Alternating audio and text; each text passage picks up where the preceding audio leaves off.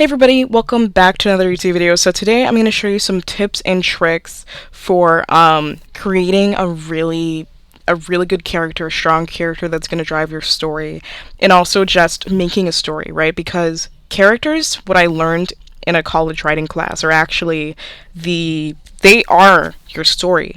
Because I noticed growing up, like, I would always come up with these insane ideas, right? These crazy ideas, these crazy good novels. And every time I wrote them, like, it felt like there was something I was missing, and then I kept adding more and more and more and more to the plot. I was like, I need to add this, I need to add that. There needs to be like a spaceship that comes and kills everybody, But sometimes less is more, and what is less is focusing on your character, because if you have a strong character, you can create a story. So this is for a story that I'm working on, and I'm not going to give you too much information about her because it's for a novel that I'm really excited about. I don't want to spoil it for you guys, but I just want to show you how I'm getting to know the character. So her name is Althea Vidalia, right? So what I like to do is I like to, as soon as possible, get a visual picture of the character. Now, what some authors do is they kind of like focus on the character's motives first, and then as they go on, they create the look for the character.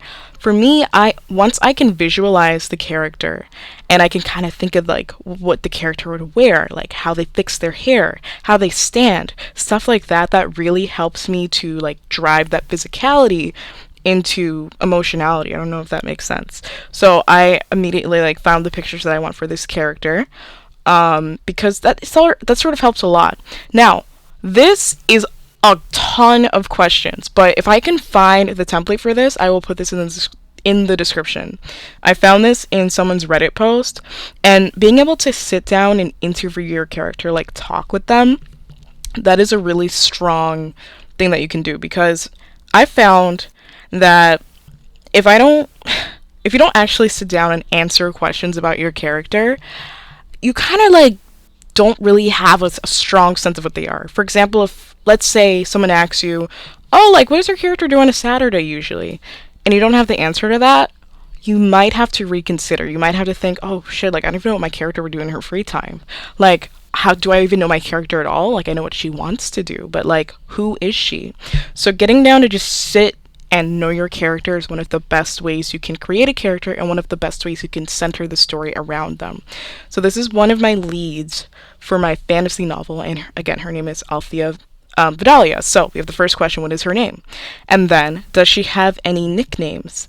Again, simple questions, but questions that you should definitely know, because even the details that may not come up in the book structure the way you're gonna write the voice of the character, especially if it's in first person. You have to know these things.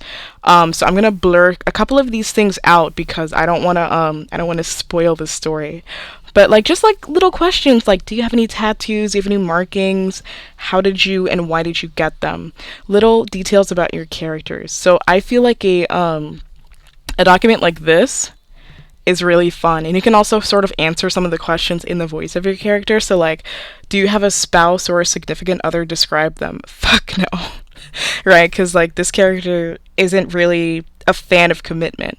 Maybe she will be, but at the current state, when she's answering this interview, she doesn't really have any, like, she's like, I don't know, like, stuff like that. So just stuff like, little stuff like this.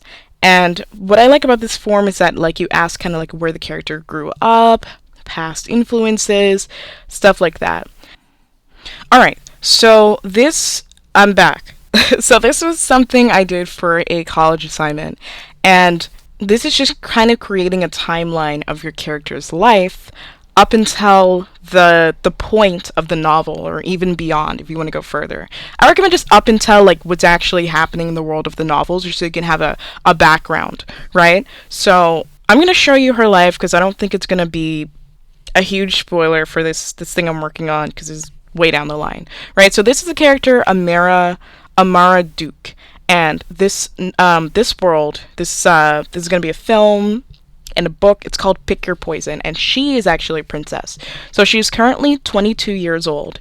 My teacher is really into star signs and stuff, because he was saying like, like people have different I don't know, like star signs can affect your character's personality, having an idea of that. I think it's helpful, but again, if you're not really into that, you don't have to go that far. Having an archetype is really nice, kind of thinking about like who she is and then who she's gonna be. So kind of like the innocent to the explorer, kind of like I see the world in this way, but now I want to see more of the world, right? So you can have a quick background. Amara was born to the king and queen of Redon. So as you can imagine, a life of luxury.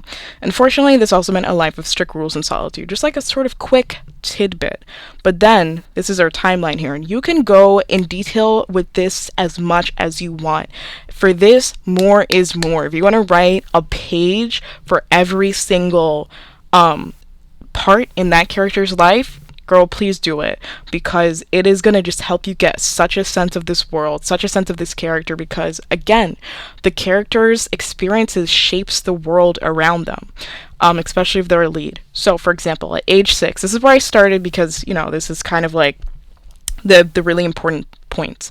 So her mother started to give her lectures on her role as a royal child. This is a pivotal point in her life, because growing up, I was like, oh, I'm just growing up, I'm a baby. But then at age 6, this is when she kind of had to take on her responsibilities. So, and then this is when her mother also introduced her to Prince Gerald III. And this is when she realized that she had to marry, she had to marry somebody. She's 6 years old, but because she is a royal child, this is her future, this is her fate. It's sealed. So at age 10, we have another event. Her parents threw her a huge birthday party, right?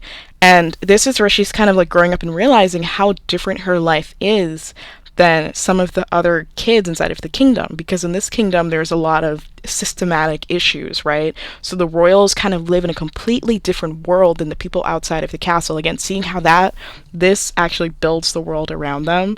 Boom, right? So she asks her mother if she can see them more often. And then we kind of see some more about her mother. Her mother tells them that they're below her. And she decides to keep a close friend. This is where she kind of like skews a little bit. We see some about this character, even though she's innocent, she's kind of following rules. She is like, okay, I'm going to rebel. But then at age 12, her close friend disappears mysteriously. Oh my gosh, heartbreaking, right? And this is kind of where she kind of closed up, right?